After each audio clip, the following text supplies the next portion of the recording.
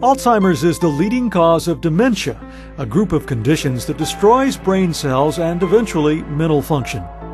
Memory loss is certainly the most obvious symptom, but many people of a certain age suffer bouts of forgetfulness from time to time. Take, for example, misplacing your car keys. You might be concerned if it happens frequently, but there is a big difference between poor memory and Alzheimer's.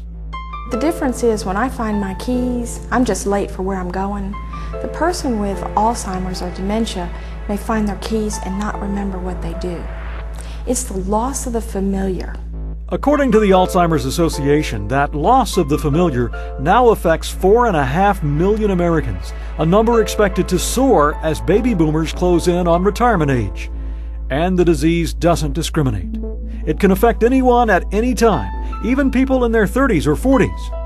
Yet another problem, the impact of Alzheimer's reaches far beyond the patient.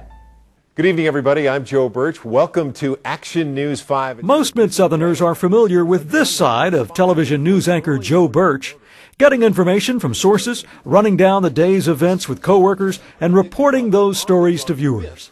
But there's another side many haven't seen. It came about when the man who delivers the news received the most devastating news of all. My dad had the double whammy of Alzheimer's disease in that he was a caregiver for his mother who had it, and then he ended up becoming a victim of the disease itself. Joe's father, Joseph Birch Sr., developed early onset Alzheimer's at age 58. As the internal auditor of a Fortune 500 company, Joe Sr. fought to retain his economic skills. Once those skills started to deteriorate, it wasn't long before family members took note. As the disease progressed, Joe could see the toll it was taking, not only on his father, but on his mother as well. The caregiver is so overwhelmed with the immediate circumstances of taking care of this patient, they can't ask for help. They're just so overwhelmed. By moving his father to Tennessee, Joe and his siblings were able to lift the caregiver burden from their mother, as well as give something back to the man who had given them so much. Taking on the role of caregiver also gave Joe a unique perspective on dealing with the disorder.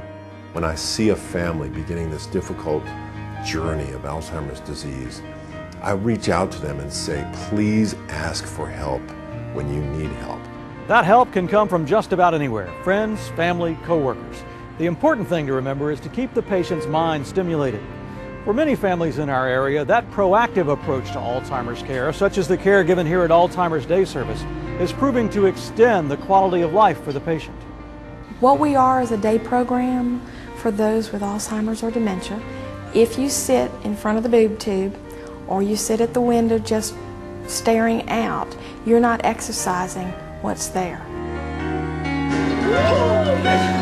And so we look at fine motor coordination, cognitive ability, socialization skills, communication skills. Some are doing puzzles, some are singing, some are dancing. We do art, we do music, but the idea is not to look at what they can't do, but rather glory in what they can do. Even the decor reflects a comfortable rather than clinical setting. Entranceways are disguised with a down-home environment.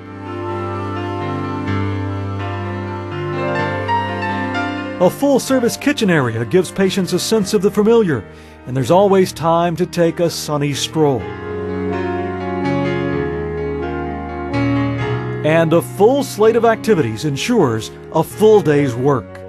What we do is provide an activity program, trying to look at what abilities are there and keep exercising those abilities. Eventually, though, the disease will take its toll.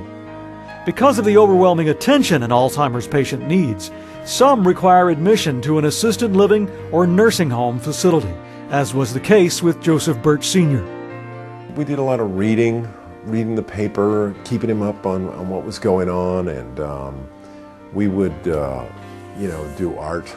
And my father loved to ride bicycles.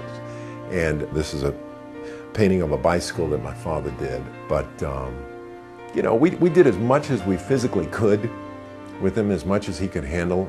Sadly, Joe Sr. passed away after a 14-year battle with the disease. For the son, time spent in learning about the disease and helping Dad through reminiscing, communicating, and just having a good time paid off with quality time he'll never forget.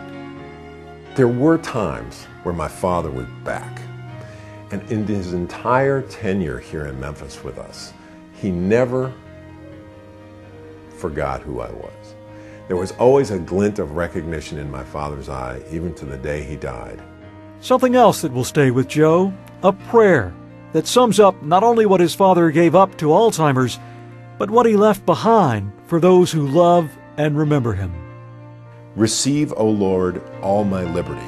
Take my memory, my understanding, and my entire will. Whatsoever I have or hold, you have given me. I give it all back to you and commit it wholly to be governed by your will. Give me your love and your grace, and I am rich enough to ask for nothing more. Joining me now is Alzheimer's trainer for the Mississippi Department of Mental Health, Diane Arnold. Diane, thanks so much for joining us. Glad to be here. Tell me what some of the future hopeful developments are for Alzheimer's treatment. Well, not long ago, a diagnosis of Alzheimer's was just pretty much a death sentence. There was no hope. But now, with all the money that's being devoted to Alzheimer's treatment, we really have a lot of hope for people that have Alzheimer's and their caregivers. 95% of what we know about Alzheimer's now has been learned in the last 15 years. Tell me what some of the new drugs are. Well, right now there are 5 drugs that are they're approved by the Food and Drug Administration for Alzheimer's. And 4 of them are for early stages of Alzheimer's, and the 5th one is for later stages of Alzheimer's. I've heard something about a patch, an Alzheimer's patch. What does that do?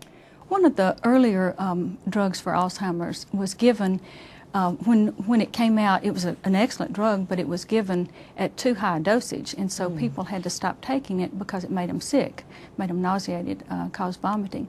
Now they have a patch that is a gentler way of administering this drug, and so they're hoping that if it's approved within the next year or so, that people will be able to take that drug and it won't cause the side effects of nausea. Is there something we can do to help prevent getting Alzheimer's in the first place? There are risk factors that we know that contribute to Alzheimer's, just like with diabetes and heart attacks and strokes. Things like high blood pressure, high cholesterol, high blood sugar, obesity. Those are things that are risk factors for getting those diseases. We've learned that if we take the same lifestyle changes, if we make lifestyle changes like eating right, exercising regularly, that we can prevent Alzheimer's the same way that we can prevent other illnesses. Diane, thank you so much for joining us. Okay.